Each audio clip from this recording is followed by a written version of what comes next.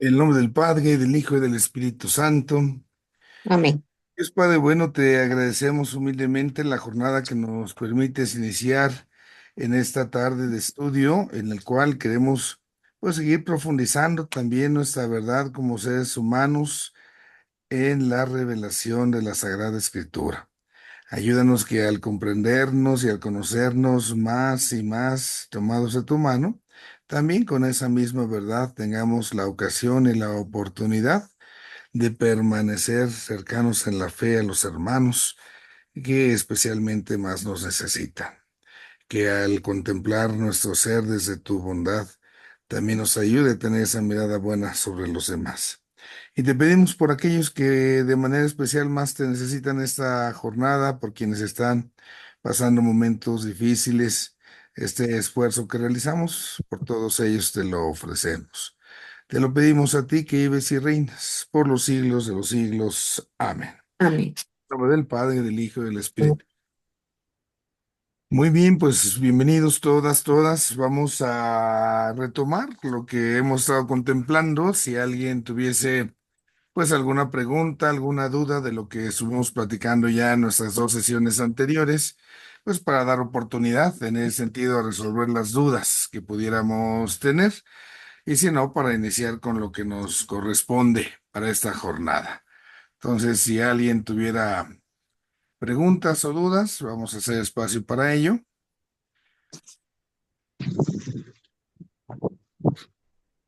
No sé, Marisol, Irene y Marichuy tienen micrófonos abiertos. Si tuvieran alguna pregunta o alguna duda. No, no, no tengo. Marichuy tiene su micrófono abierto. ¿Tiene alguna pregunta? No, no, padre, Lo no apagamos sabía que lo tenía. Sí, entonces. sí. Gracias. Nadie entonces tuviese alguna pregunta o duda. Bueno. Vamos a dar pauta entonces a lo que tenemos para el día de hoy. Si Dios nos da licencia, pues tenemos también aquí la misma oportunidad, pues de seguir profundizando en esta partecita de nuestra profundización en la antropología, ¿no? Y a la hora de la antropología, pues entonces, pues nosotros vamos a descubrir, decíamos, lo que es el hombre, pero pues desde el Señor. Y esto es lo que pues tratamos acá nosotros de ir haciendo, ¿sí? De disponer aquí nuestro escritorio para que podamos ahí ir teniendo nuestro compartir de esta tardecita.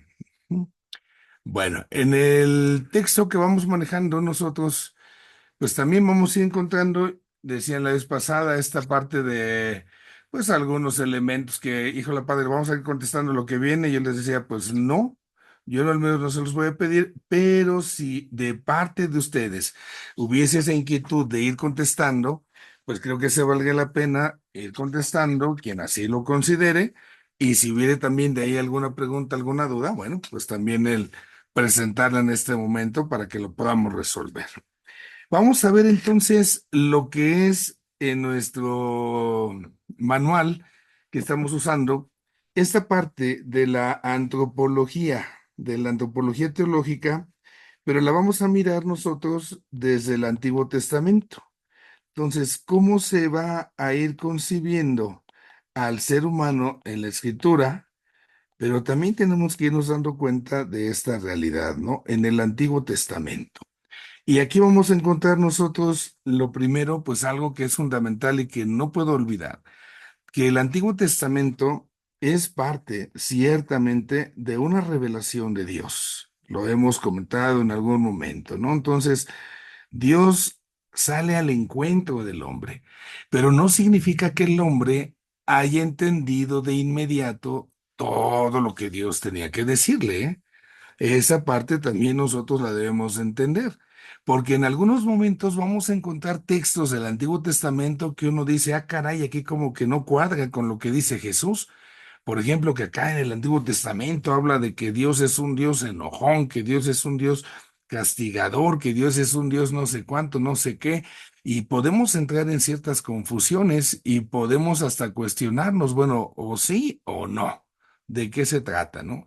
Y es acá donde viene esta realidad, el que el ser humano vaya comprendiendo lo que Dios le va diciendo, entonces va a ser parte de un proceso.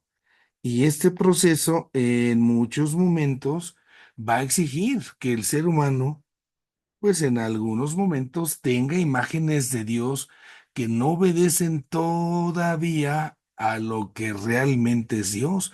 Solamente están conociéndose unos aspectos, se está conociendo una parte de Dios, pero no su totalidad. Y esto no lo podemos pasar por alto, porque si no, si yo quiero comparar lo del Antiguo Testamento con lo del Nuevo Testamento, obviamente voy a tronar y voy a tronar bien padre porque entonces vamos a decir, ¿cómo es posible que esto, cómo es posible que el otro? Pues sí, es acá donde tenemos esos conflictos, donde tenemos nosotros esos problemas. Entonces, estémonos atentos, atentos con ello. Y la otra realidad del Antiguo Testamento, que es importante que nosotros podamos descubrir, es que el ser humano se va a concebir como punto clave, como una imagen de Dios.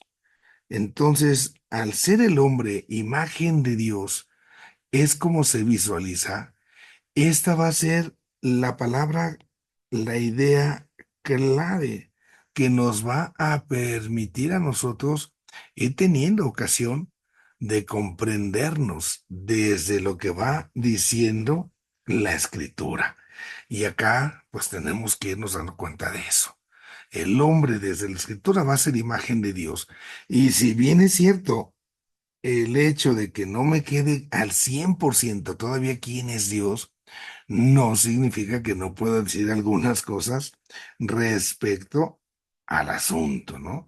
Y aquí es donde tenemos que dar los pasos, pues con calma, podemos decir nosotros, para que en medio de esa realidad, pues nosotros tengamos, así como que el proceso que se va dando. Fíjense entonces otra situación que es bien importante. Si yo voy a hablar de la manera en que este proceso se va a dar, lo primero que nosotros vamos a encontrar va a ser la experiencia que el ser humano va a tener de Dios. ¿Y cuál es la primera experiencia que el hombre tiene de Dios? La primera experiencia que Dios tiene, que el hombre tiene, perdón, que el hombre tiene de Dios, tiene que ver con su liberación. Cuando el ser humano está capturado allá en Egipto, ¿no? Esa captura, ese padecer en Egipto, sabemos que se termina con Moisés. Llega Dios, los libera y entonces al liberarlos, esta partecita les hace que conozcan a ellos a un Dios que es el Dios salvador, a un Dios que es el Dios liberador. Este es el Dios del cual nosotros vamos a tener nuestra experiencia. Esta es la primera realidad. Pero ya después de que se van a ir como amacizando las cosas, como que ya vamos pensando un poco más todo lo que nosotros tenemos, ya en un segundo momento, ya viene un proceso reflexivo. Y entonces ya en la reflexión, ya cuando se detiene el ser humano a pensar, esta relación de la que nosotros hablamos entre el hombre y Dios va a ser profundizada hacia atrás y entonces va a haber la experiencia de un Dios que ha creado todo, el Dios creador. Y este Dios creador, pues es el que nos ha dado origen. Y es acá donde, aunque en el orden de la Biblia primero aparezca la creación y luego aparezca la salvación, en la experiencia, primero ellos conocen a un Dios salvador y ya después de eso llegan al conocimiento del Dios creador. Piensen, por ejemplo, cuando se conoce a una pareja, cuando conociste a tu novia, ¿cuál fue la experiencia primera que hiciste? Ah, pues es que es asá, y ya te llevaste una experiencia de su presente. Pero ya después, cuando empezaron a tener una relación más cercana, cuando empezaron a platicar su vida, su historia, entonces tú ya fuiste conociendo también el antes de tu pareja. Ya fuiste conociendo también muchas cosas que del primer momento no habías tenido conocimiento alguno. Y es así también como si tú estuvieras escribiendo algo acerca de él, de ella, pues primero vas a tener la experiencia de la pareja por lo que has visto, lo que has conocido, pero después te vas a ir conociendo más a su familia y todo lo que vas viviendo y lo que va pasando. Y es ahí donde se va a tener ya una experiencia más completa. Así entonces, nosotros, la parte del Dios creador, pues lo vamos a encontrar en el libro del Génesis, que está precisamente al inicio de la escritura, mientras que la experiencia del Dios Salvador vendrá más adelante en el libro del Éxodo. Esto es como se va poniendo por escrito. Y es acá donde nosotros tenemos que darnos cuenta de esta realidad. Ahora, cuando el ser humano empieza a tener toda esta experiencia, entonces, yo creo en Dios creador, pero también ese Dios que me ha salvado, pero aquí hubo algo, ¿no? Y este algo es que resulta que si bien podemos decir Dios nos ha creado, ¿no? Pero también Dios en algún momento nos ha librado. ¿Cómo fue que nosotros llegamos? Aquí es donde surge un problema. ¿Cómo fue que nosotros llegamos a un estado de esclavitud? ¿Por qué fuimos esclavos en Egipto? ¿Cómo fue que fuimos a dar allá, Chihuahua? Así, sí, como que Dios no nos había creado para eso. Y entonces ellos empiezan a hacer la remembranza de la historia de su pueblo. Me voy a ir de adelante hacia atrás. Entonces tenemos al pueblo de Dios y ese pueblo de Dios está esclavo en Egipto. Pero si nos vamos nosotros hacia atrás, pues entonces vamos a recordar que ese pueblo esclavo en Egipto fue el pueblo de José, José el soñador, para que nos ubiquemos más. Y ese José el soñador era hijo de Jacob. Jacob después, recuerden, se le llamó el nombre, se le cambió el nombre a Israel. Y por eso este muchacho llamado José era uno de los hijos de Jacob, de los 12 hijos, ¿no? Que fueron las 12 tribus de Israel, las 12 familias, los 12 patriarcas. Entonces, recordemos cómo en estas tribus, pues también hubo ahí una lucha entre hermanos, una lucha fratricida. Pues ni más ni menos resulta, ¿no? Que ahí los hermanos tenían celos del José, que era el soñador y que se sentía él muy, muy acá y que quién sabe qué, quién sabe cuánto.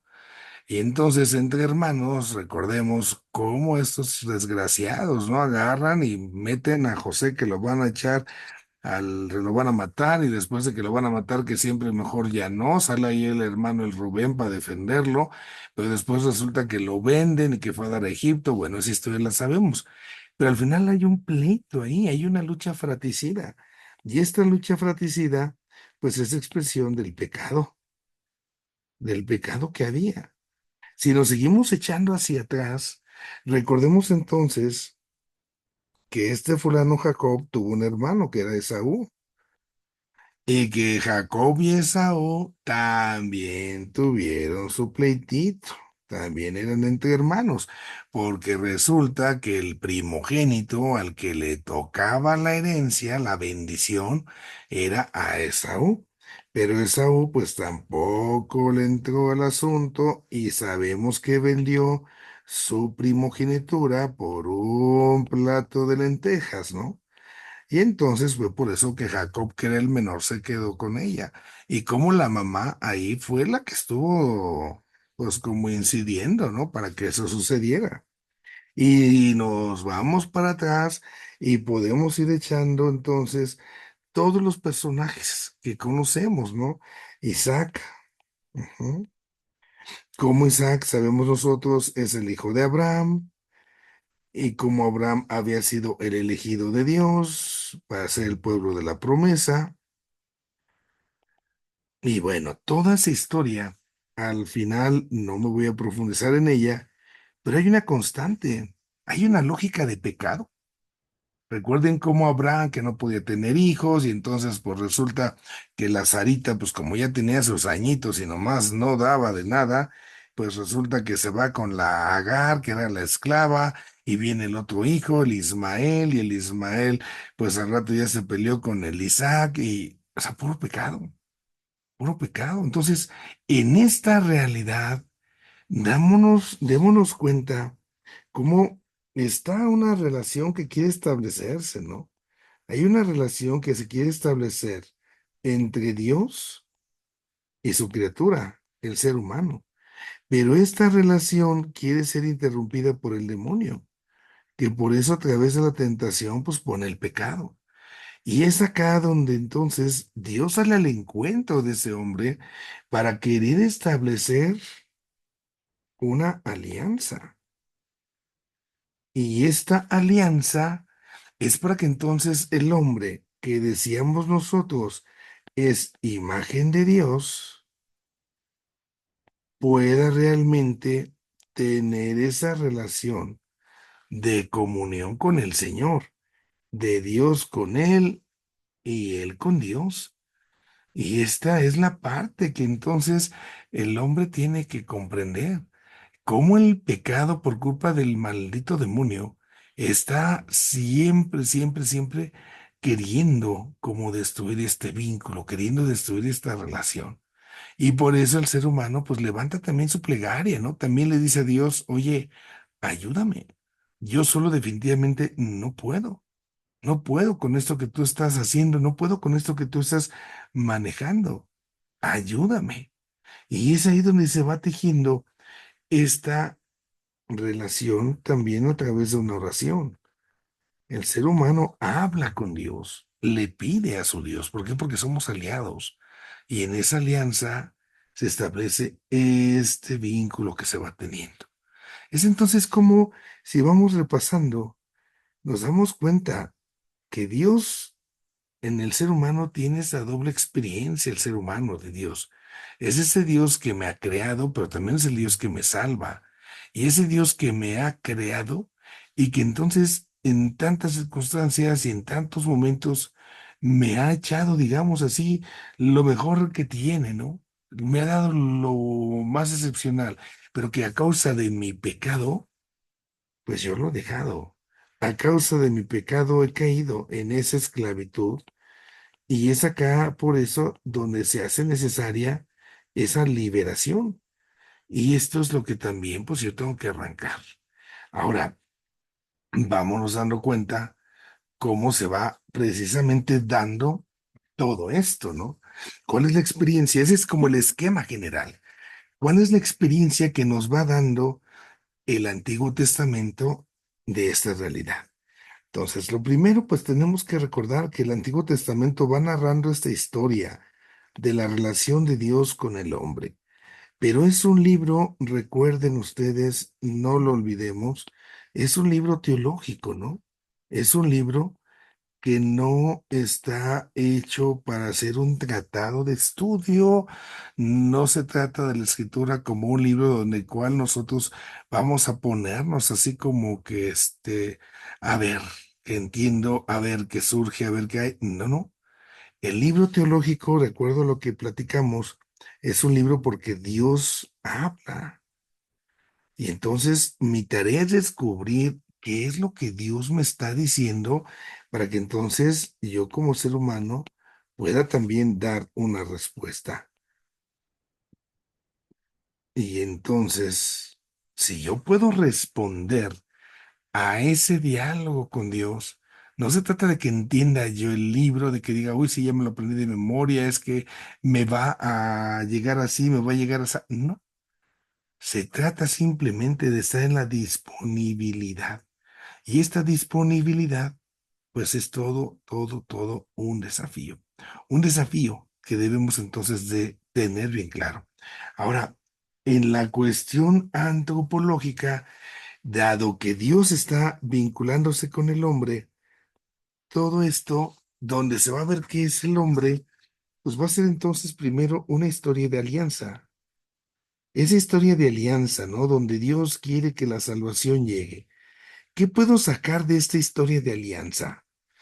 Pues fijémonos cómo está el hombre frágil. Dios es mi aliado. Dios entonces hace del hombre su interlocutor. Vamos a poder hablar con Dios. Es el interlocutor de Dios. Pero el hombre no ha sido fiel. El hombre tiene una experiencia de cierta fragilidad, el pecado que llamamos, y entonces esto le ha llevado a tanta infidelidad. ¿Por qué? Porque no está realmente el ser humano, no está realmente en lo que está, por decirlo de alguna forma, de alguna manera. Se va perdiendo, se va extraviando.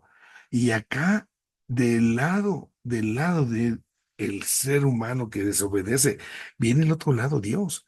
Y Dios sale al encuentro, y Dios lo busca. Y Dios entonces viene precisamente a tratar de rescatarlo. Viene entonces ahí este rasgo. El ser humano es frágil, es infiel.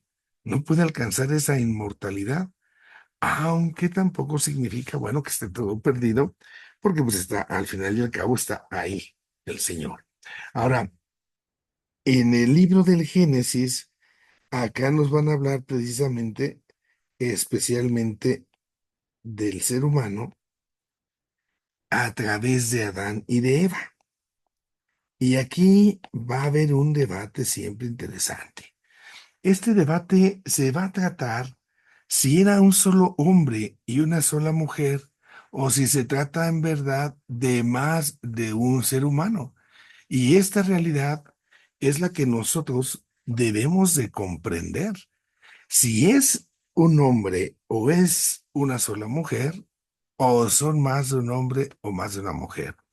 Adán y Eva, el Ish y la Isha se dice en el hebreo, ¿no?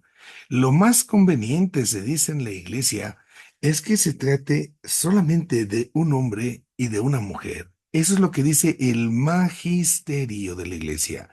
Va a haber autores, teólogos, que tendrán otras opiniones, y solo es eso, opiniones teológicas donde se dirá que se refiere a todo el género humano, pero por la manera en cómo se presenta el texto revelado en el magisterio de la Iglesia, se aclara que solamente se trata de un hombre y de una mujer.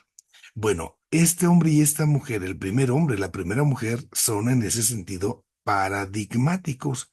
Y al ser paradigmáticos, representan para nosotros la ocasión de darnos cuenta que son como ese modelo, ¿no? En el cual entonces el ser humano va a tener pues toda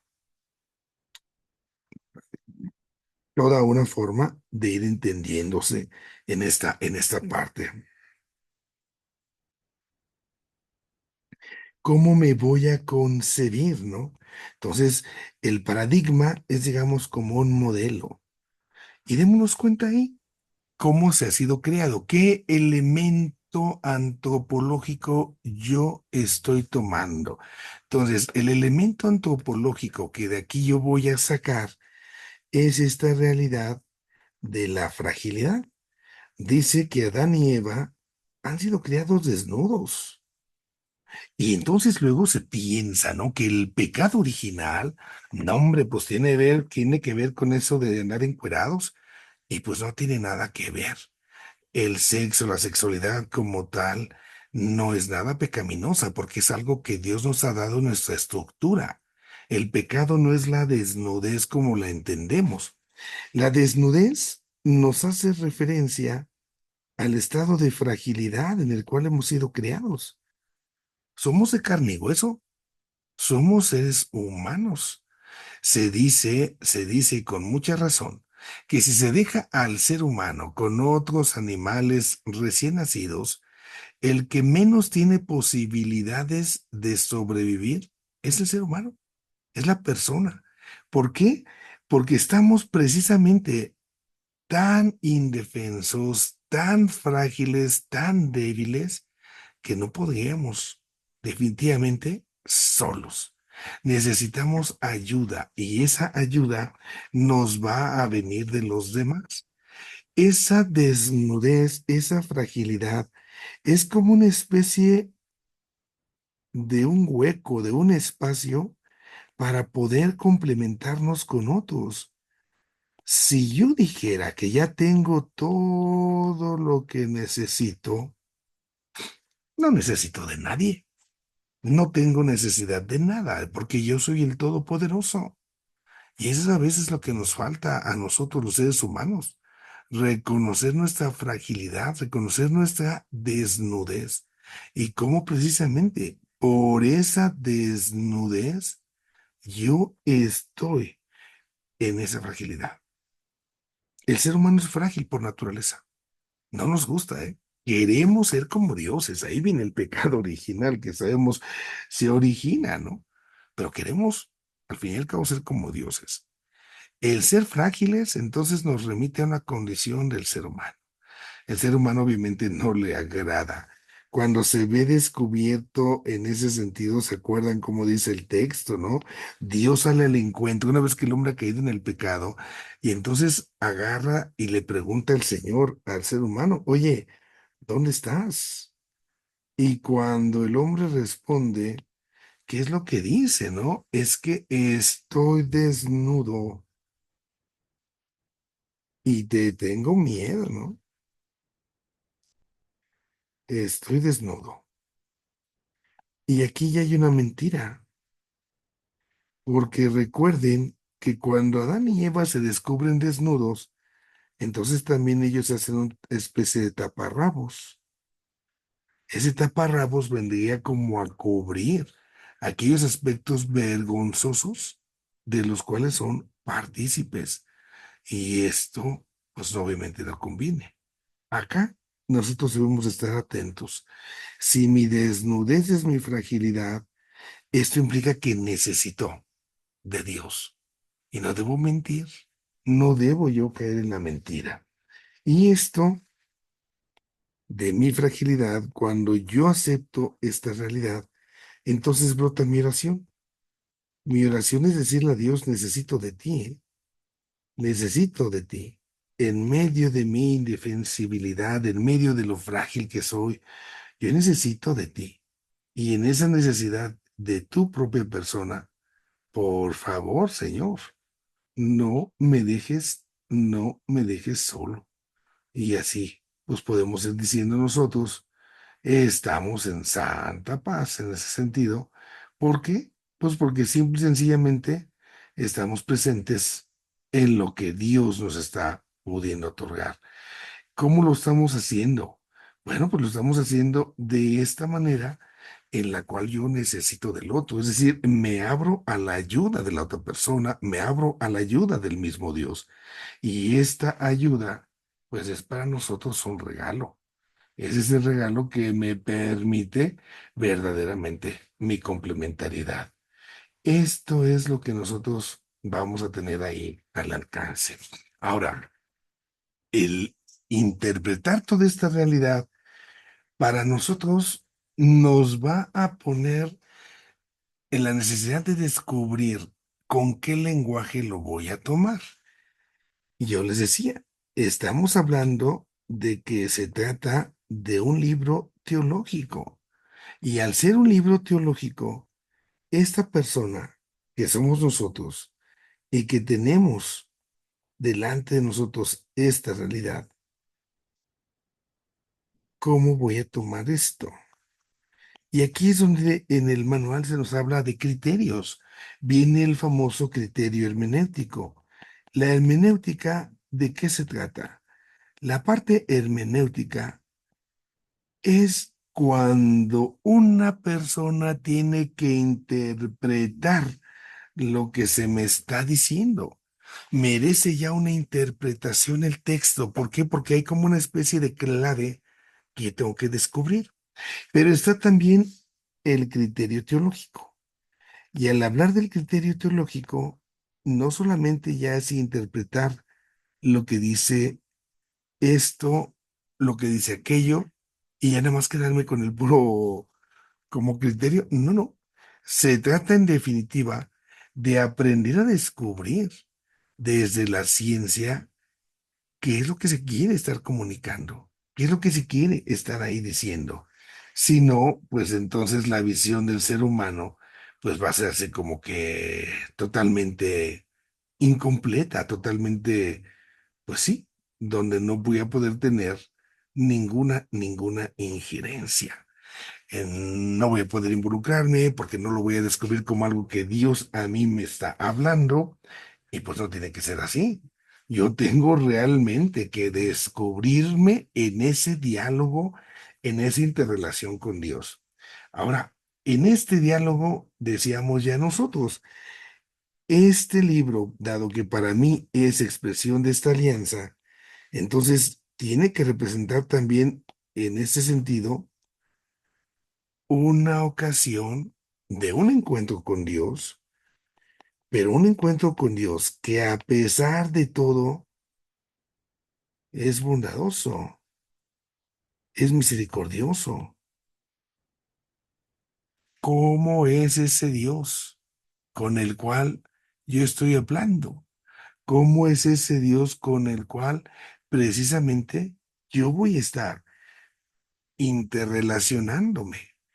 Y ese Dios yo lo tengo que descubrir como un Dios que a pesar de todo, pues tiene misericordia de mí, un Dios que es fiel y que en esa fidelidad también me va a dar la oportunidad de encontrarlo siempre, aunque yo le dé la espalda más de una vez, yo sé que Él es fiel, yo sé que Él va a estar ahí, que no me va a dejar. Y este Dios, pues tiene una característica de ser siempre benigno, de ser siempre benevolente, de ser siempre ese Dios a través del cual nosotros tenemos ocasión de interactuar. Es acá como se establece esa alianza, ¿no? Esa alianza hombre-Dios.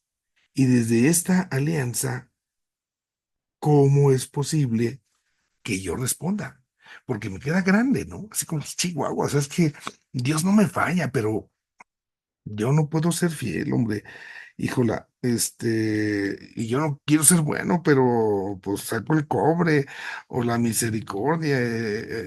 Estamos ahí a titubear, a adorarnos. Y es acá donde entonces yo tengo realmente que descubrir precisamente que si hay un encuentro con Dios y que yo también, dado que vengo de Dios, también tengo una dosis de bondad. Y esta bondad es algo que Dios mismo me da, pero que yo tengo que cuidar para poder responderle. Tengo que ir considerando cómo voy a hacer para responder a Dios. Y aunque en algún momento en la infidelidad le hayamos abandonado, esta partecita, yo sé que Dios me la puede perdonar. Si yo lo permito, si yo lo deseo, si yo lo quiero. Y esto pues va a ser siempre el desafío. ¿Cómo va a estar esa lucha hacia nosotros? Ahora, para que esto sea una realidad, yo debo pensar y debo tener bien en claro que toda esta alianza y toda esta lucha es con una sola intención. Es para que se establezca una alianza. ¿En orden a qué? En orden a la vida nueva, en orden a la vida eterna, en orden precisamente a todo este participar de una vida junto a Dios. Y esto es lo que nosotros podemos permitir en ese sentido. Si va a haber este acceso desde esta alianza es para que consigamos una vida nueva, para que consigamos una vida eterna, una vida con Dios, una vida con los demás. Esa es la promesa que Dios nos ha hecho y eso es lo que al final, pues nosotros aspiramos al final de todo. Ahora, en esta creación que el Señor nos va haciendo partícipes, pues también vamos a encontrarnos cuestiones que son muy interesantes. Vamos a ver en el libro del Génesis, ojo, que hay dos relatos. Hay dos relatos que nos están hablando de la creación. Y al hablarnos de la creación, entonces un texto obedece a una forma, a una intención de hacer precisamente como el relato y a otro definitivamente, ¿no? Le dan oportunidad, pero va a ser distinto. Y entonces tenemos un primer relato. Ese primer relato, si nosotros nos percatamos, es más detallado. Empieza con que había oscuridad y el primer día pasa esto, el segundo día pasa el otro, el tercer día aquello, el cuarto. Va narrando día por día. Y vio Dios, dice al final, y vio Dios que estaba bien y sigue creando, ¿no? Va a meter un discurso muy, pero muy, muy programático en ese sentido, porque nos está ayudando a comprender cómo va a ser el proceso de la creación. Entonces el primer relato es más detallado. Este va a incluir de Génesis 1:1 al capítulo 2:4a. Acá es donde se habla entonces del primer día, el segundo día, el tercer día, que por la mañana, que por la tarde, es detallado. Este está presente en la tradición sacerdotal. Ese relato. La tradición sacerdotal es quien escribe. Aquí vale la pena esta anotación en cuestión antropológica. No falta quien vaya a decir, no, no, no, es que en la iglesia te están engañando. ¿Qué a poco tú crees que a poco sí en 7 días se creó todo? No, hombre, eso ya es una mentira, ya es un no sé qué, es que cómo es posible que, a ver, ubícate. En ningún lado se dice que la Biblia sea un libro de ciencia, es un libro teológico. Y la teología lo que se contiene es un hablarle a Dios. Y en ese precisamente hablarle al Señor es donde nosotros vamos a tener la oportunidad, vamos a tener la ocasión de ir moldeando incluso en algún momento una relación que sea más íntima, más personal, porque es la teología. No es libro de biología, no es libro de ciencias naturales, no es libro de ciencia alguna, no, no. Es la Biblia un libro de teología, donde Dios me habla y donde Dios, a partir de lo que me dice, le respondo. Que fue en 5.000 millones de años. Padre, en esto de la creación, en la antropología, ¿el hombre viene del chango o no viene del chango? ¿Qué decimos? Ah, pues no te la compliques. La iglesia no está peleada con Darwin ni con la teoría de la evolución, ¿eh? Aguas con eso.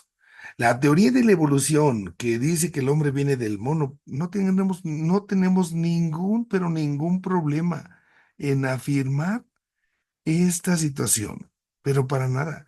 Que el hombre viene del mono, primero es una teoría. Y al ser teoría, no se puede entonces comprobar.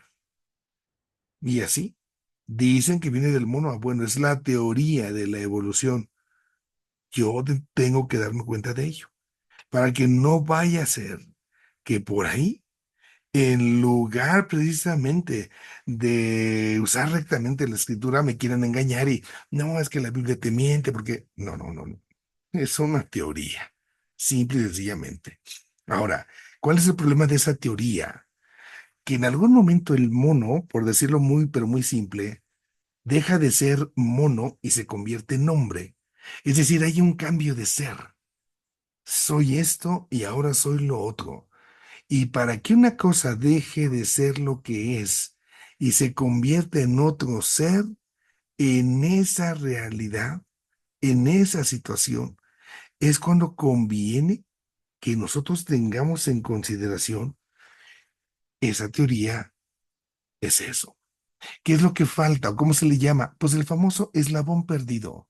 Eso del salto ontológico, cuando una cosa deja de ser algo para hacer otra cosa, eso pues solamente lo hace, podemos decir nosotros, pues lo hace Dios.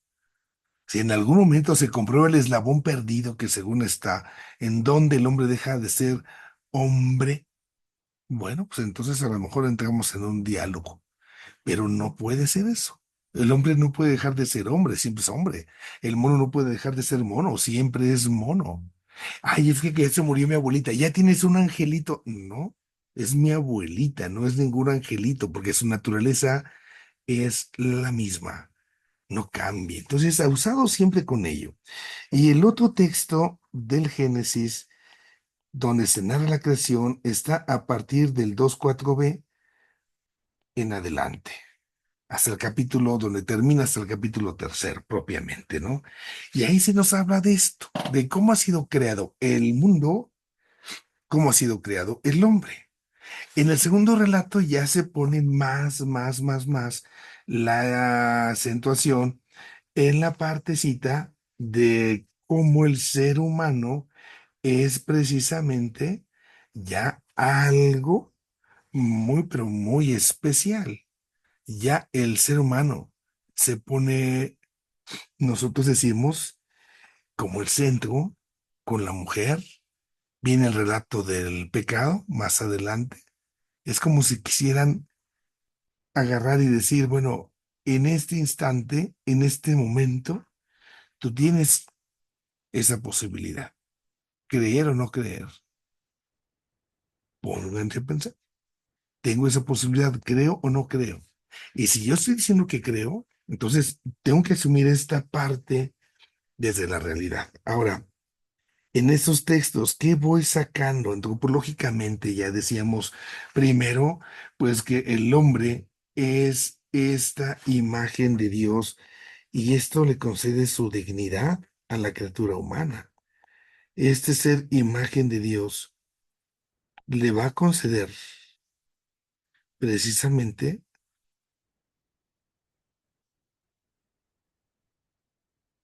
aquello que le alza sobre toda la criatura. Les decía yo la otra vez, vienen extraterrestres, está bueno. Aunque vinieran los extraterrestres más sabios de todo el universo, la criatura que es imagen de Dios es el ser humano. Punto. Donde haya un ser humano, ahí precisamente nosotros vamos a encontrar la cumbre de esa creación. Otra realidad que debemos puntualizar, que no tendría que ser necesaria, ¿verdad? Pero más vale. Al hablar del hombre en la escritura, estamos hablando del hombre como tal, pero también de la mujer. No solamente estamos entendiendo el varón, se entiende lo que es, en términos bíblicos, el varón y la varona. Así se dice en lo bíblico. Lo que es el ish y la isha. Entonces, este elemento de hablar de la dignidad de la persona, tanto hombre como mujer, implica, por un lado, reconocer lo siguiente. Nosotros, seamos quienes seamos, tengamos lo que tengamos, tenemos una libertad grandísima. Y en esa libertad, a veces hacemos lo bueno, a veces hacemos lo malo. Pero ¿para qué nos ha sido dado esto, no? ¿Para qué he sido yo constituido imagen de Dios desde ese gesto de libertad? Entonces, la libertad que conlleva mi dignidad es entonces en orden a una cosa, en orden al amor. Un amor que está llamado a vivir la propia fecundidad. Esta fecundidad, hoy tan despreciada, hoy tan no querida, esta fecundidad tendría la capacidad de decirle al ser humano, por tus creaciones te asemejas a Dios, pero no eres Dios. De lo contrario, pues voy a entrar en problemas otra vez, porque me voy a sentir como Dios, voy a querer trabajar a los demás. Uh-uh. La fecundidad no solamente es en el sentido de tener hijos, hijos, hijos, hijos e hijos, ¿eh? Para nada. La fecundidad se expresa mucho más amplia. La fecundidad se expresa también en la manera en la cual yo voy haciendo la misma creación o la co-creación con el Señor mismo. Y esto conlleva, conlleva para nosotros pues toda una gran responsabilidad. Esto es entonces lo que en este trabajo yo puedo ir también desarrollando, ¿no? Puedo estar ahí en el trabajo y a la hora de estar en el trabajo, pues resulta que voy a tener la ocasión de producir 22 unidades de no sé qué cosa. Pero ¿por qué soy capaz de producir esto? Pues por Dios, solamente a partir de Dios. No, que nada más fui capaz de producir dos cosas, solo por Dios.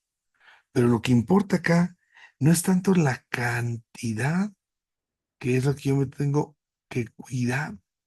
Lo que importa realmente aquí es de dónde hemos venido a traer esa libertad. ¿Y qué estamos haciendo con con esa libertad? Esta responsabilidad, pues es la que me reclama precisamente la persona. Si yo puedo hacer ese trabajo, tengo que hacerlo y no tengo que hacer menos, no tengo que hacer más, ¿no? Si no, a dónde quedo. Hay gente que piensa que el trabajo es castigo. Ah, yo cuando esté en el paraíso voy a estar descansando y no, no. El trabajo está antes del pecado. El trabajo es parte de la dignidad del ser humano. Y esa dignidad es lo que nos pone en el lugar en que nos toca. Y así, si yo voy definitivamente poniendo esto en parte mía, pues entonces podré ir ayudándome, podré ir actuándome acerca, acerca de esta realidad del señorío de Dios. Si yo voy cumpliendo todo esto, es entonces donde estoy permitiendo, ¿no? Que Cristo se haga presente, que Cristo sea el Señor. La palabra Señor, si recuerden Dominus, es entonces la que dará en estos momentos su lugar a Dios. Si el hombre es puesto como Señor de la creación, si el hombre es puesto como ese dominador de la creación, no es para que haga lo que se le eche su regalada gana, ¿eh? Es para que sea Señor de la creación. Es para que entonces el hombre adquiera así, ante todo esto, una gran responsabilidad.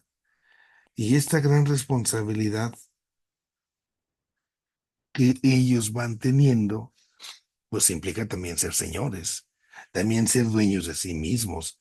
Si yo no ejerzo un señorío sobre mi propia vida, pues entonces, ¿quién está mandándome? ¿Quién me está ayudándome en esa tarea, en esta misión? Parte entonces de todo esto nuestra propia responsabilidad. Esta propia responsabilidad, ya lo decíamos hace ratito, incluso va a hacer que nosotros salgamos de nosotros mismos, porque se viene, podemos ir diciendo, una situación de compartirse. Y esto es lo que vamos a llamar la socialidad o la relacionalidad. Si nosotros, si nosotros quisiéramos romper esto, nos perdemos. Recordemos esta situación para hablar de esto. Dios es Padre, es Hijo y es Espíritu Santo. Ahí está esta partecita. Dios es Padre, es Hijo y es Espíritu Santo. Cuando el ser humano concibe a Dios así, esto les decía en alguna ocasión al principio, en el adintra, esta relacionalidad interior de Dios, porque es amor, tiene que salir. Y a la hora de salir, esto es lo que llamamos adextra, entonces ahí podemos establecer ya una relación adextra. Es decir, lo que Dios es, lo reflejamos o lo tenemos que reflejar. Dios, puedo decir, es socialidad. Dios es relacionalidad. Y yo estoy llamado a ser eso. Si quiero ser Señor de mi vida, entonces lo tengo que hacer. Y es acá donde van a encontrar lugares, entonces la misma amistad, en la misma diversidad de la misma sexualidad. Van entonces a encontrarse espacios. Pero sería espacios para enriquecerse, espacios para alimentarse, espacios en los cuales yo puedo mostrar ese amor en esa complementariedad. Esto no lo puedo dejar de lado. Si yo dijera que no me importa, entonces quedaría yo en la mera soledad.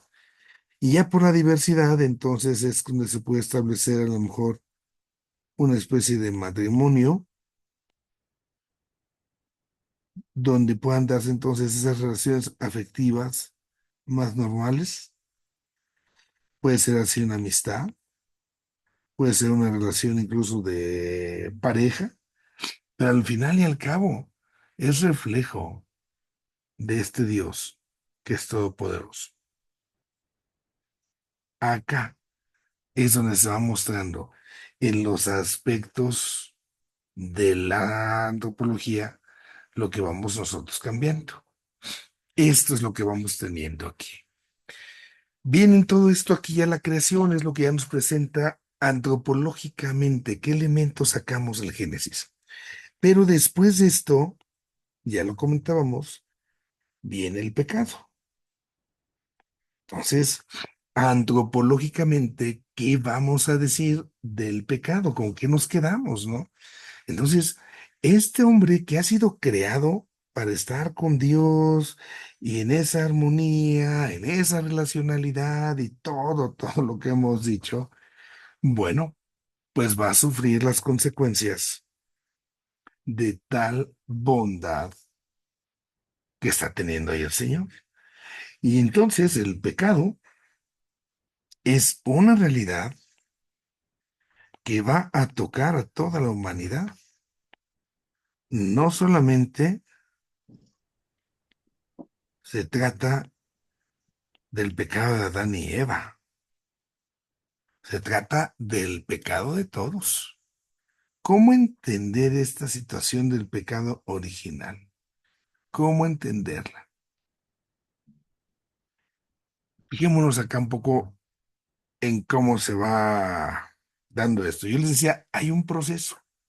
Yo tengo este proceso de que estoy esclavizado y al estar esclavizado necesito esta libertad de qué? De esta esclavitud, de este pecado.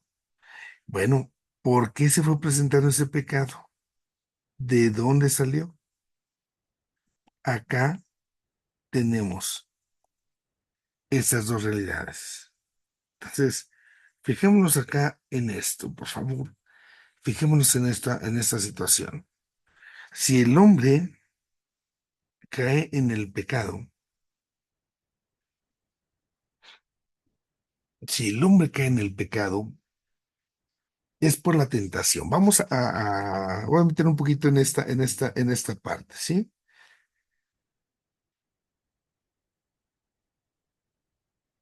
¿Por qué la serpiente? ¿No?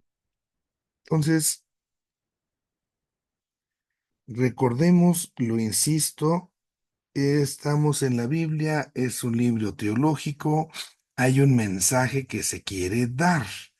Y en ese mensaje que se quiere dar, yo tengo que descubrir qué es lo que se trata de decir, para que no nosotros nos vayamos a extraviar. Recordemos entonces que el pueblo de Dios estaba en Egipto, lo que habíamos dicho hace rato, salen de Egipto y por medio de la historia y todo lo que han pasado, se van a establecer en la tierra prometida.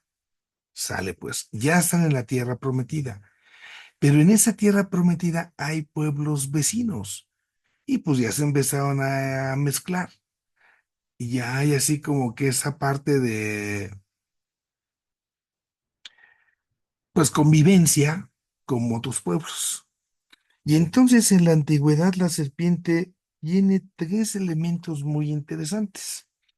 La serpiente es un animal que en la antigüedad significa inmortalidad. ¿Por qué los antiguos decían que la serpiente era inmortal? Pues porque siempre veían que mudaba, que cambiaba su piel. Entonces la serpiente en ese sentido no moría. Esto hacía a la serpiente un animal especial, un animal, chihuahuas, aquí que hay, ¿no?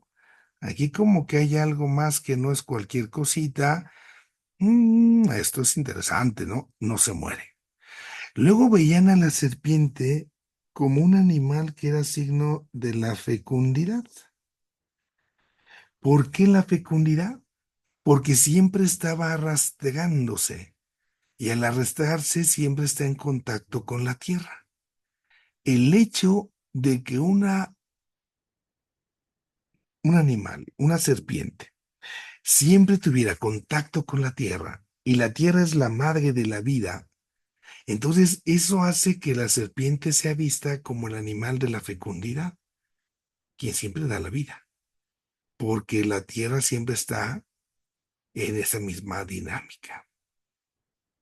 Y del otro lado está esa parte de la astucia, de la sabiduría que tiene el animal. ¿Por qué se considera esto en la antigüedad? Porque la serpiente no cierra los ojos, no parpadea. Y entonces siempre está atenta, ¿no? Y en ese está siempre atento, entonces, caray, este animal es el sabio, este animal es astuto. Entonces, la serpiente no es que en sí misma sea mala. La serpiente al final de todo es un signo de los dioses de los pueblos vecinos, de los pueblos paganos, los pueblos que no son como nosotros. Y entonces hay una tentación. ¿Cuál es la tentación como tal en sí misma? La infidelidad. Esta infidelidad que nos quiere llevar entonces a que nosotros traicionemos a Dios, a nuestro Dios. Le demos la espalda, le pongamos el cuerno, ¿no? Nos vamos a ir con los dioses vecinos, porque el nuestro no da. Fíjense la tentación, el objeto de la tentación en el Génesis, ¿de qué se trata? Se trata, se dice, de comer de un fruto prohibido. ¿Cuál es ese fruto prohibido? ¿Cuál es entonces lo que hay detrás del famoso fruto prohibido? Es el árbol del bien y del mal, ¿sí? Es el árbol del conocimiento del bien y del mal. Es el árbol donde se discierne esto, ¿no? Donde se discierne, donde se dice que está bien y que está mal. Es decir, el punto de referencia, la objetividad. Y de eso padecemos, ¿eh? ¿Quién dice que está bien y qué está mal? Dios. Dios. Nuestro Dios es ese punto de referencia. Y cuando yo le doy la espalda a mi Señor, entonces yo ya no estoy tomando a mi Dios como ese punto claro de referencia. Yo ya no voy a ser esa imagen y semejanza de Dios. Quiero tener otros dioses, quiero tener otras referencias, ¿sí?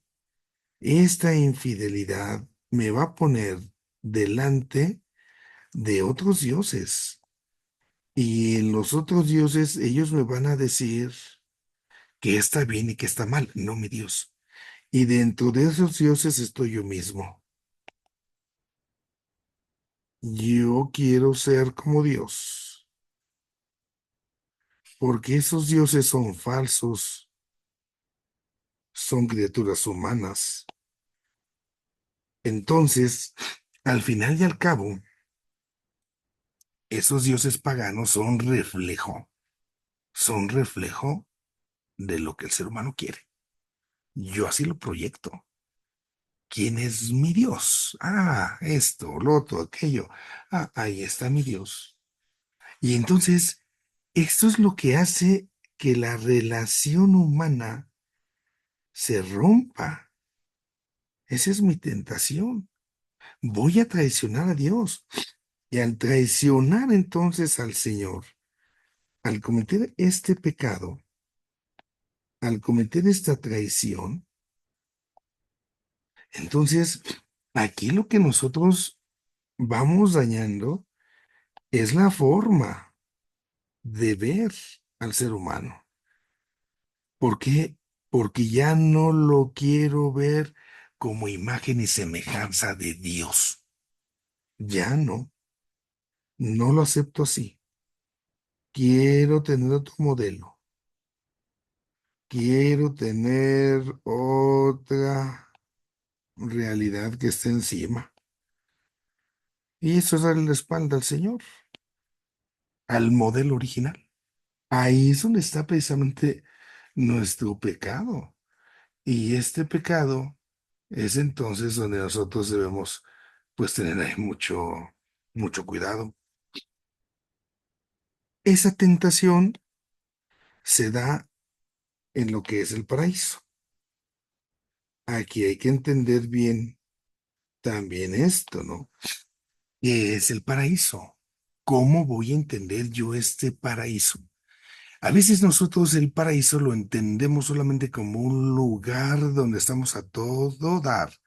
Es más, cuando nos vayamos al cielo, ¿eh? ¿Cómo va a ser el paraíso? Yo quisiera el paraíso y me imagino que voy a estar ahí echado en mi hamaca, no sé, con unas fulanas que me estén echando acá aire, o tengo por acá mis cocos bien ricos para... No, ese no es el paraíso. Si estamos hablando nosotros de estas realidades, tenemos que hablar que en el paraíso, donde está Adán y donde está Eva, en ese estado original, sí, el paraíso consiste en una relación de comunión con Dios. Están en esa comunión con el Señor y en esa comunión entre ellos. El estar en comunión con Dios es fruto, podemos decir nosotros, del amor. Porque amo, estoy en común unión con Dios y con los demás, conmigo mismo. Es fruto de ese amor.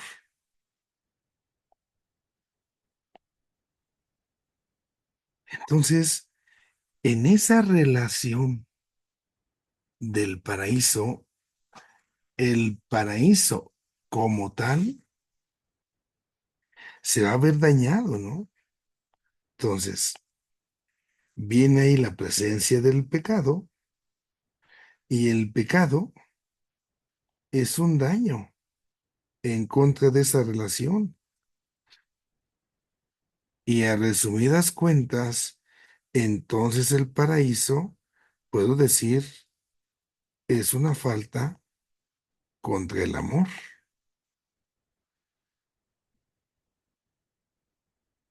Eso es lo que nos da en la torre. Ese Dios amor, ese amor que era el criterio, ese amor del cual era yo imagen y semejanza, no lo quiero. Lo rompo, lo deshago, y es entonces donde ahora todo se viene a perder. Esa fecundidad, esas relaciones con los demás, se pierde. La dignidad nuestra se va precisamente quedando en tal punto donde todo queda pero tan dañado que, bueno, nos hace terriblemente padecer, podemos decirlo así nosotros, padecer, pero todas las consecuencias del mal en sí mismo, del pecado, y bueno, pues es ahí donde todo se daña, toda toda esa relación de amor, entonces es el pecado. Y el pecado entonces, como tal, altera, ¿no? La relacionalidad. Y viene entonces el querer hacerme más que los demás, el dañar a la misma creación, el apoderarme de ella, bueno, destruirla, ¿no? Tal cual. Viene también esa alteración en esta parte en la cual nosotros, pues, vamos rompiendo esa armonía que teníamos con los demás y con la misma creación, pero también la armonía que podía yo decir, pues teníamos con Dios mismo. Y entonces esto aquí se rompe. Y hay algo que queda como consecuencia, ¿no? La famosa concupiscencia. Esa concupiscencia es entonces la atracción al mal, la inclinación al pecado. Lo que nosotros pues vamos a ir teniendo, que nos está haciendo ese daño, nos está separando de Dios. Ahora, aquí viene algo muy interesante que se discute en la cuestión teológica. Esa consecuencia del pecado también se establece, uy, se va a establecer una consecuencia en la muerte, pero vamos a entender esto. Ujú. Antes de hablar del pecado, nosotros estamos viendo cómo hay una vida con Dios. Y esta vida con Dios, entonces, nos habla de cómo hay una especie de armonía entre Dios y el ser humano, entre Adán y Eva. Esta relación es una relación de comunión. Y esto propiamente es lo que se llama una vida eterna. Es un estado de vida,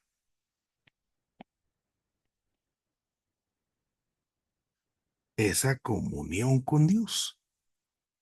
No estoy refiriéndome meramente a una vida física.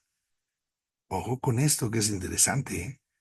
Es algo más que una vida física. Es una vida en relación con Dios.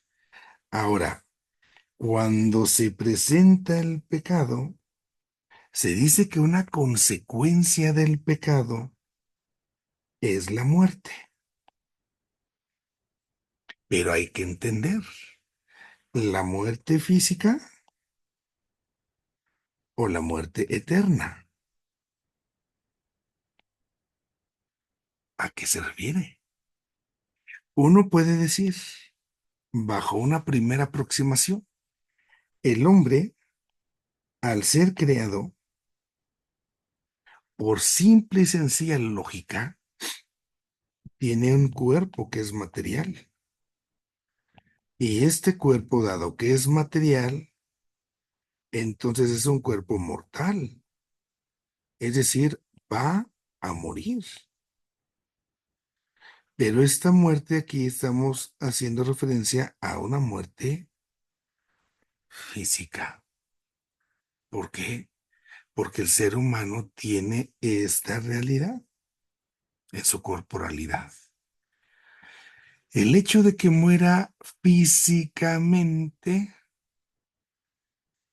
no quita la comunión con Dios. Ajá, puedo ponerlo así, pero conserva la vida eterna.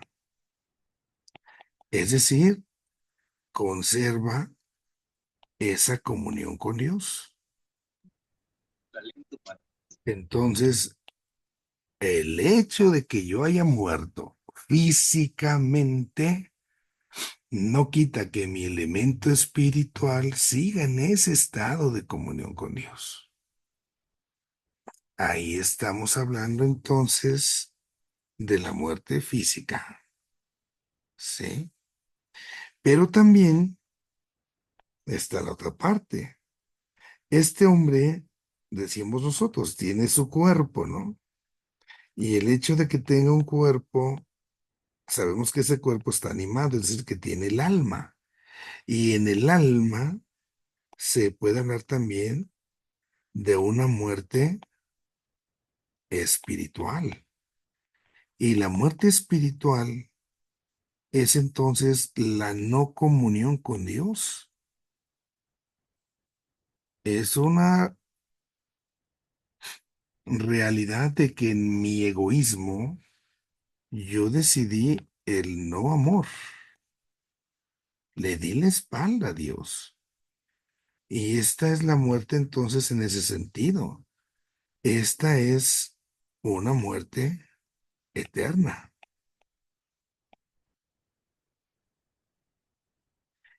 Y esto propiamente sería, se dice en la voz de unos teólogos, esta sería la realidad que se pierde con el pecado. Entonces, bajo esta, reitero, opinión teológica, físicamente el ser humano siempre iba a morir, pero a consecuencia del pecado, esa muerte además se traduce con una muerte eterna. Voy a morir con Dios, voy a morir en esa relación con Dios. ¿Por qué? Porque le di la espalda, lo rechacé. Y entonces voy a resucitar, claro. Y dice la escritura, unos van a resucitar para la vida nueva, para la vida eterna, y otros van a resucitar para la muerte eterna. Y esa resurrección de esa muerte eterna sería el castigo, ¿no?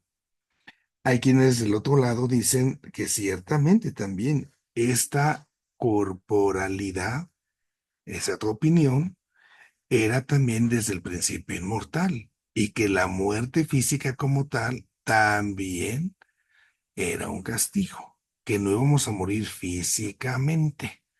Y bueno, esas son teorías que se van estableciendo porque al final y al cabo, pues nosotros no podemos regresar a ese tiempo para darnos cuenta cómo estaba ahí la situación, cómo estaba ahí la cosa, ¿no?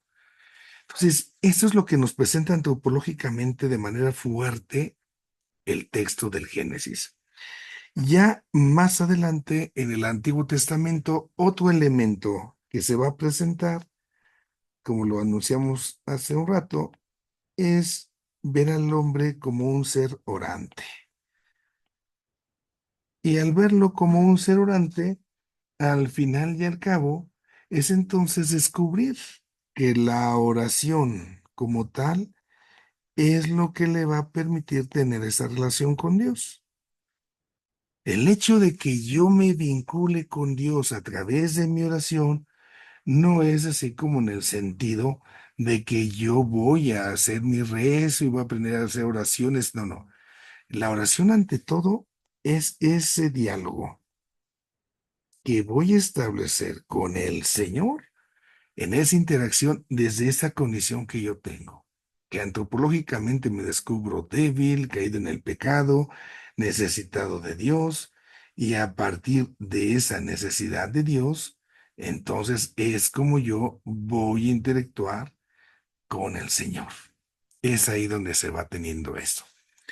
La otra parte que nos presenta la guía, y no profundizaré en eso, nada más lo menciono, es entonces las formas en las cuales desde la escritura se mencionan algunos términos para hablar del ser humano.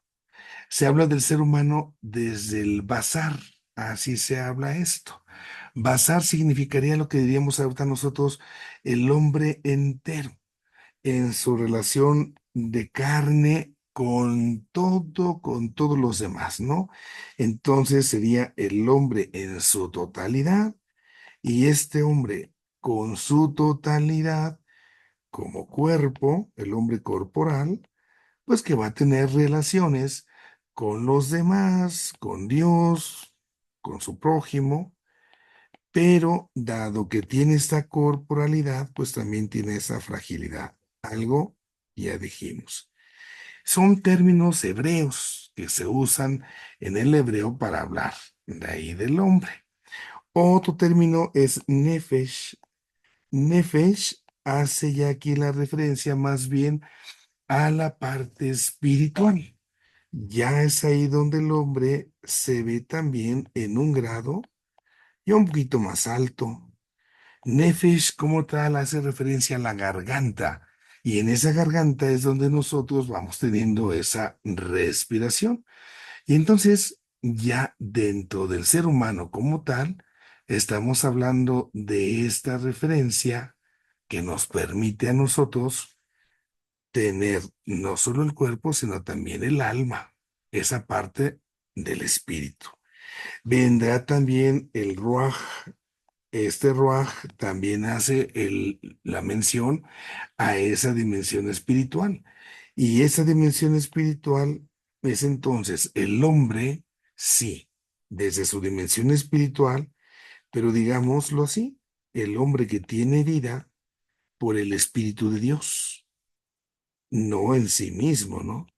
Entonces el Ruach es el Espíritu Santo. Podríamos decir nosotros que le fue dado al hombre cuando se le sopla en el aliento la nariz para que el hombre empiece a vivir.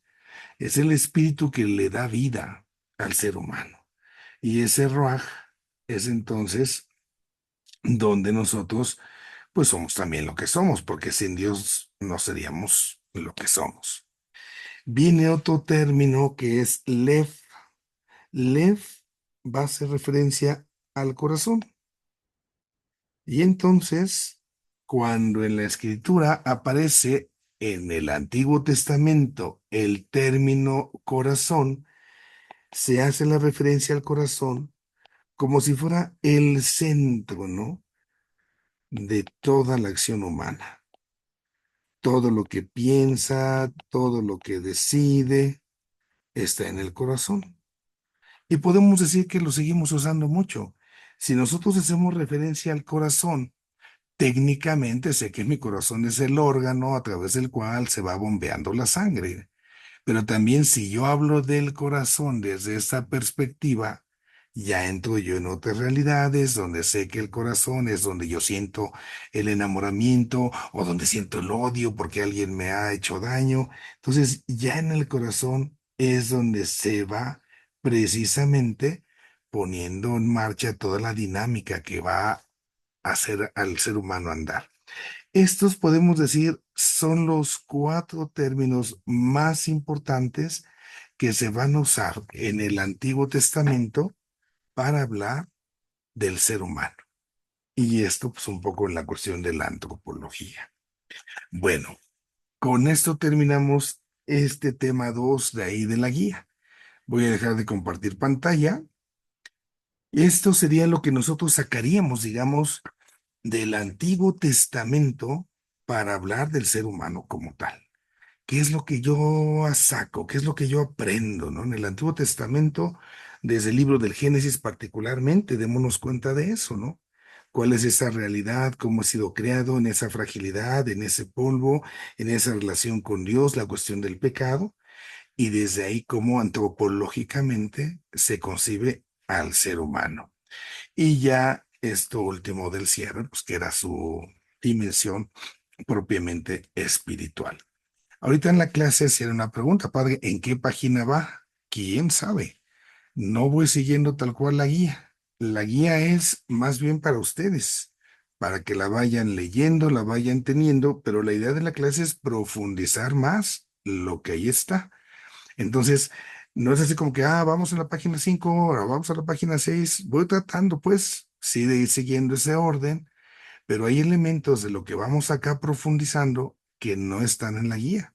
Se trata más bien de esto, ¿no? De profundizar, de enriquecer, para que, aparte de lo que tengan en la guía, y que yo les pido, lo podamos ir leyendo para que también tengamos un poco ya ese elemento, incluso para quien no le entendí nada. Pues échalo. Ahorita vemos aquí cómo lo explicamos, ¿no? Podamos ir también enriqueciéndonos un poquito más en ese sentido. Bueno, hagamos espacio para preguntas, respuestas de lo que haya y vayamos charlando. Luis Felipe, tiene usted su micro abierto, no sé si va a usted a preguntar. Sí, padre, gracias. Muy bien. Padre, yo tengo dos preguntas. Nos estaba hablando de toda la condición que queda en el ser humano, en nosotros, después del pecado. Pero cuando hablamos de los dones preternaturales, quiere decir, antes del pecado, estábamos en nuestra condición original con esos dones que era la gracia, la inmortalidad y la ausencia de concupiscencia. El pecado fue el que viene a eliminar todos estos dones que se llaman preternaturales. Ok, es la primera pregunta. Vamos con la segunda. La segunda es, bueno, usted nos da la imagen de cómo la serpiente, entendida en el relato del libro del Génesis, pues tiene su significado, pero como en algún momento para nosotros tiene una connotación negativa por el efecto de maldad que causa el hombre. Pero ahora, por ejemplo, si vamos al libro del Éxodo, en el capítulo donde nos narra precisamente ese pasaje donde está Moisés, y que después de que las serpientes han mordido y muchos israelitas han muerto, pero dice también, cuando levantes la serpiente, quien la mire, no morirá. O sea, ahí es donde se puede ver el significado, vamos a llamarle así, no sé si sea correcto, positivo de la serpiente en ese sentido de inmortalidad, fecundidad y sabiduría. Esas serían mis preguntas. Gracias, Luis Felipe. Bueno, respecto a la primera, ahí hay una discusión siempre interesante. La cuestión de los dones preternaturales, ¿no? Entonces, parecería como que la naturaleza humana, antes hubo una prenater- prena- preternaturaleza, como que la naturaleza que tenemos ya fue una naturaleza segunda y habría una naturaleza primera.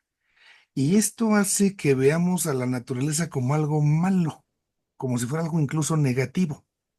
En la visión del pensamiento de Platón, para Platón, él decía que las almas, por ejemplo, ya existían en otro lado, no en otro mundo, y que se portaron mal, y que por lo tanto vinieron a ser arrojadas a este mundo como una especie de castigo.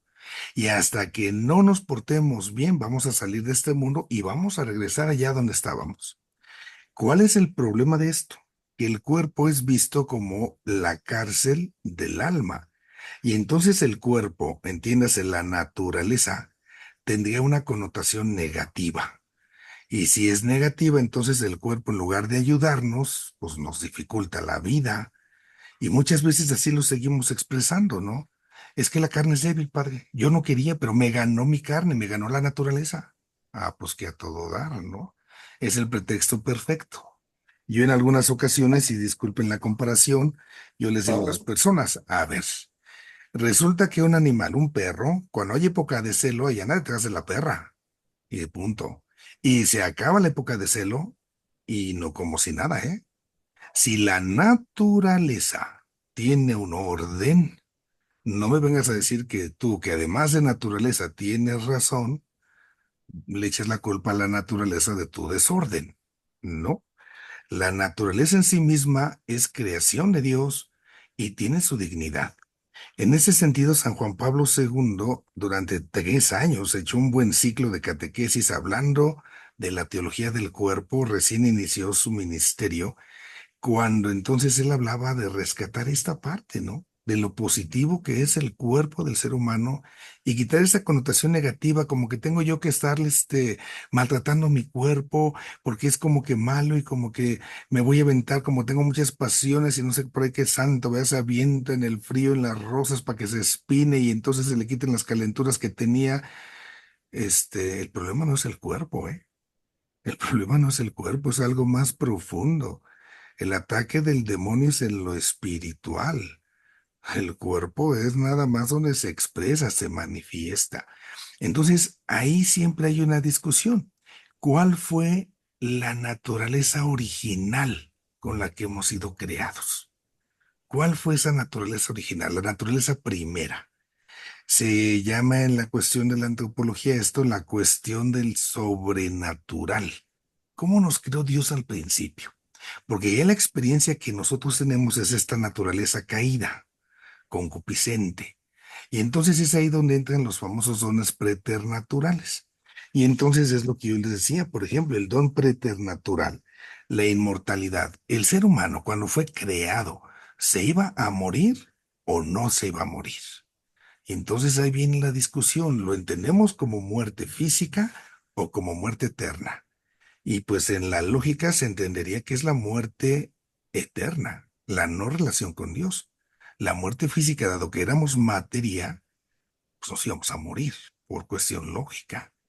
Pero también se puede atribuir y decir, bueno, es que Dios que todo lo puede, le pudo haber dado al ser humano esa condición, a su corporalidad, para que no fuera a morir. Y entonces ahí tendríamos esa parte de discusión. Es una discusión que va a quedar abierta, que no lo vamos a poder determinar porque al final y al cabo, pues no podemos echarnos atrás desde que pues, existe el género humano, ¿no? En ese sentido.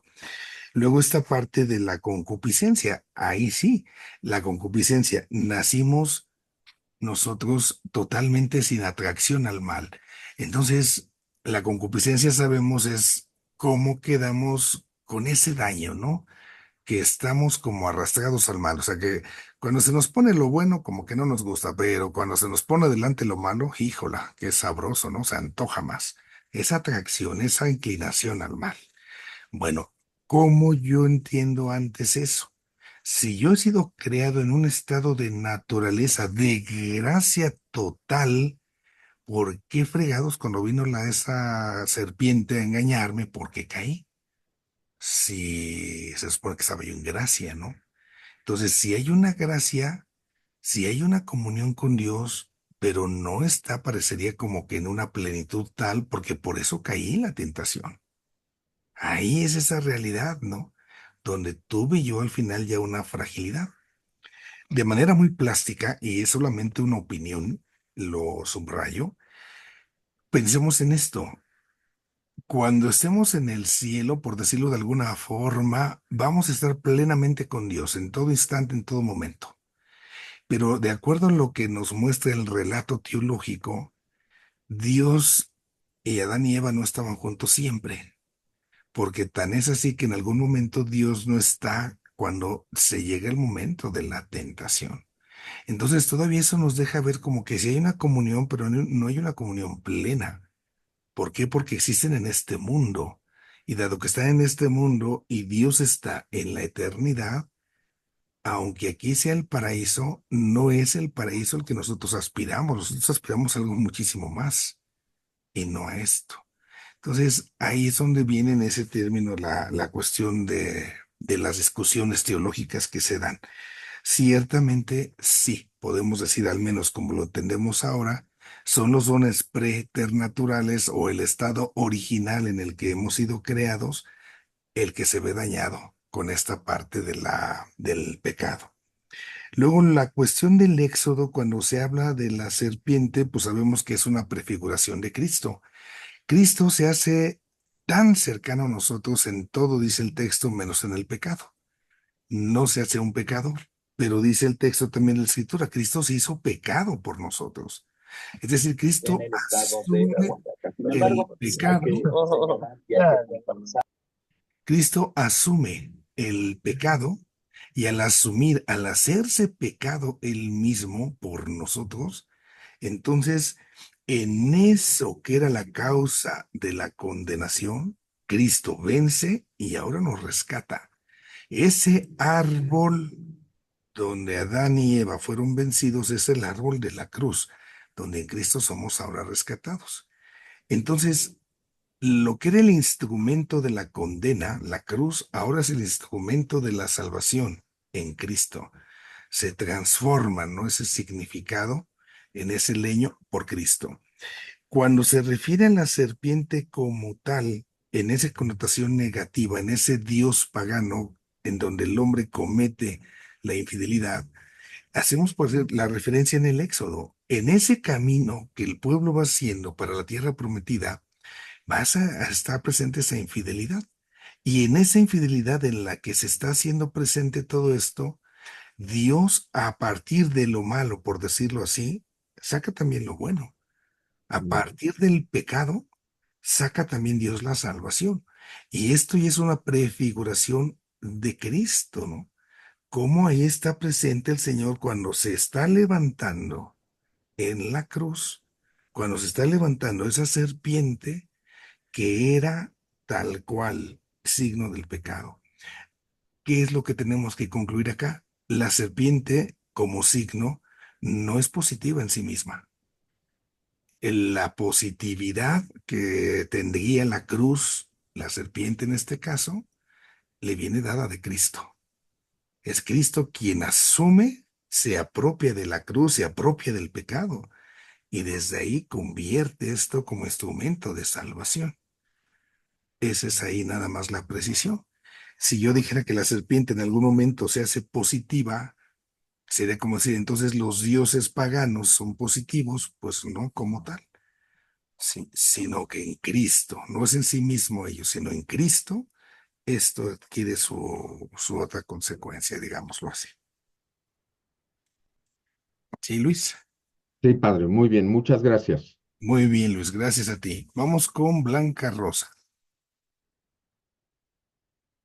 Padre, donde dijo que el paraíso era más o menos, y bueno, es la relación de comunión con Dios y el amor a Dios y a los demás. Y entonces, ¿qué pasa cuando alguien se aísla, pero como para agradar más a Dios, para alcanzar algo más profundo con Dios? Ok. Esa partecita no es el egoísmo lo que me hace aislarme. El hecho, no sé, por ejemplo, un monje eremita, un ermitaño, el hecho de hacerse a un lado, digámoslo así, es en orden a una relación con Dios a favor de los demás. Vendrá entonces, por ejemplo, mi oración. Yo podría hacer mi oración como un servicio a la iglesia toda, como un servicio a la humanidad toda, pero no nada más por mí. Aquí habría un problema gravísimo si una persona se metiera, por ejemplo, a un convento, por decirlo de alguna manera, pero porque piensa que en el convento ahí voy a estar en paz, ahí no voy a tener que hablar con nadie, es más, o voy a ir a un convento de esos de clausura, así ya no tengo que tolerar a nada y a nadie, pues totalmente estaría equivocadísima esa persona, ¿no? No es por un auténtico amor a Dios ni amor al prójimo. Entonces, ahí es donde se vería la cuestión de lo negativo. Me hizo pensar ahorita en este momento, recuerdo alguna ocasión, un seminarista santo, ¿verdad? Que me llegó por ahí en las épocas de la formación, donde, bueno, en el seminario, en aquellos momentos, en la etapa que estábamos, se hacía la oración personal de 6 de la mañana a 7, de 7 a 8 la misa, ¿no? Después ya venía el desayuno, venían aseos, venían las clases, después venía la comida, venía el momento del deporte o del trabajo comunitario, después venía, digamos, el rosario. de 4:30 a 5, ya media horita ahí, ¿no? Después del rezo de vísperas, hora santa, de 7 a 8 de la noche, llevamos 3 horas y media. Y después en la noche, al terminar la jornada completas, póngale otra media hora. Entonces estamos hablando así a grosso modo de 4 horas de oración que se tenía en esos momentos en la formación de los muchachos para sacerdotes. Y entonces este muchacho me decía que no le alcanzaba el tiempo, que él necesitaba orar más con Dios, que su relación con Dios le exigía más. No, pues está bien, ¿no? ¿A qué hora sugieres? Dentro de todo el horario que ya está determinado y que ya siempre hay cosas que hacer, ¿como a qué horas No, pues a la hora de los aseos. Entonces, en lugar de ir a hacer aseo, me voy a ir a hacer oración. ¿Qué es más santo, hacer el aseo o hacer oración?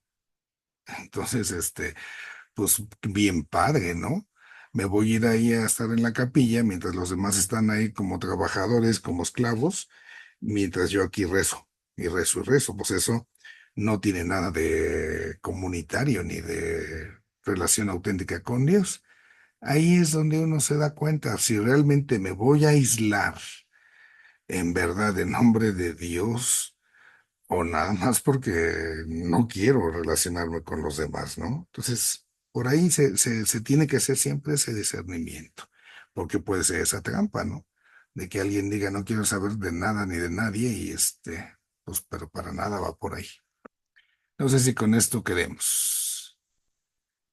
Sí, padre, muchas gracias. Muy bien, señora María Felicia, señorita María Felicia.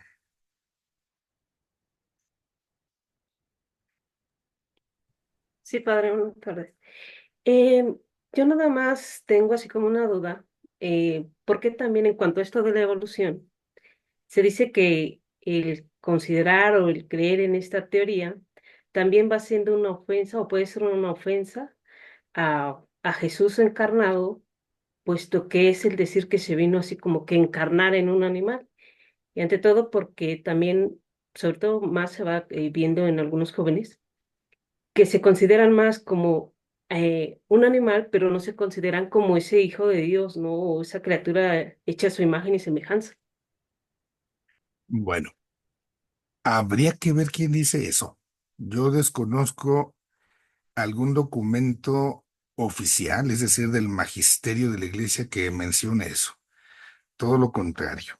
En el magisterio oficial de la iglesia se habla de cómo precisamente la teoría de la evolución no contradice la enseñanza de la iglesia en ese sentido. Porque una cosa es la evolución y otra cosa es la creación. Entonces, el hecho de que Dios, nosotros en la fe afirmamos que Dios crea de esta forma, paz, paz, paz, que Dios es el creador de todo, no contradice nada la evolución. Que yo afirme que Dios ha creado todo y que todo va evolucionando, para nada choca con lo que decimos. Lo que estaría el problema en la evolución, ese sería el salto ontológico que les decía yo, sería cuando el mono deja de ser mono y salta para dejar de ser lo que es y ser una nueva realidad del ser humano, ¿no? Entonces, ese es ahí donde ya en la evolución la cosa está cantada en otro sentido. Luego, la otra realidad, si nosotros nos alineamos a lo que se afirma del ser humano, como ser humano, tendríamos que decir nosotros que el ser humano, al final y al cabo, es un animal también. No puedo yo negar esa condición. Todo ser humano participa de esa condición. Y cuando Cristo se encarna en el ser humano, también participa de esa condición animalesca. Y no significa que eso sea menos. El hecho de que el mismo animal es parte de la criatura de Dios, de su creación de Dios, no lo hace menos, ¿no? Reconociendo que también entre todas las criaturas humanas, el animal humano, si lo queremos ver solamente así, es la creación que está por encima en esta tierra de todo lo demás.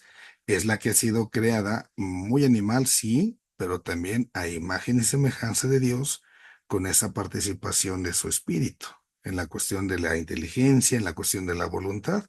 Entonces, tampoco habría ninguna contradicción y no hay ninguna ofensa en ese sentido hacia el Señor, por decir eso.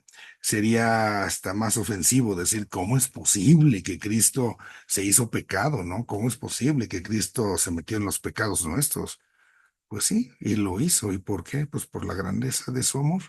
Pero magisterialmente no hay ningún texto que, al menos hasta donde yo conozco, que afirme esa situación. No sé si con eso quedemos por ahí. Sí, está bien, gracias, padre. Muy bien. Vamos con Javier. Sí, padre, soy yo. Sí, Es bueno, tocante a lo que es la creación de Adán y Eva, o sea, la creación del hombre, cuando ellos fueron creados, pues se entiende que tenían los dones preternaturales, ¿no? ¿Se puede decir que ellos fueron inmaculados? Por ejemplo, María lo fue, por la gracia que ya sabemos que le confirió por los méritos de Cristo. ¿Se puede decir que ellos también lo fueron? en ese sentido no, porque Adán y Eva no fueron concebidos. En la Santísima Virgen hablamos de una inmaculada concepción. Tuvo padre y tuvo madre. Entonces ahí se preserva a la Virgen de esta realidad. Pero en el primer hombre y en la primera mujer, si yo hablo de que tuvieron papá y mamá, entonces tendría que hablar de que el primer hombre y la primera mujer no fueron Adán y Eva, sino los papás de Adán y Eva. Y me puedo ir hacia atrás en una cadena interminable. Entonces, hasta donde yo llegue al principio de esa cadena, quien fue el primer hombre y la primera mujer, no se puede hablar de una concepción y por lo tanto de que haya sido inmaculada. Está bien, padre, gracias. Muy bien. Vamos con Irene.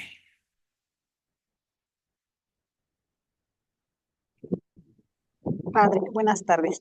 Hola, Irene. Hola, una pregunta. El reino que yo entiendo, el reino que se perdió del paraíso, es la gracia que se tiene con Dios, esa gracia que Dios nos dio en la creación. En cierta medida podemos decir lo que sí. Podemos decir que hay una creación que Dios ha hecho y que esa creación participa ya de su gracia. La gracia como tal, también en el momento lo verán en en estas clases, la gracia no es una cosa. A veces la cosificamos, pero la gracia es Dios mismo. Entonces, la presencia de Dios con Adán y con Eva ya habla precisamente de ese estado de gracia, donde uno está con Dios. Estoy en esa comunión con Dios, aunque decíamos hace rato no podíamos decir sea total y plena, porque todavía no hay esa totalidad. Entonces, sí, ya hay esa gracia, estamos en esa gracia, aunque no total. La realidad del paraíso del que hablamos escatológicamente, ya en ese sentido para nosotros obedece a un mundo que está más allá de este tiempo y de este espacio. Entonces, superaríamos estas realidades creadas. Ujú.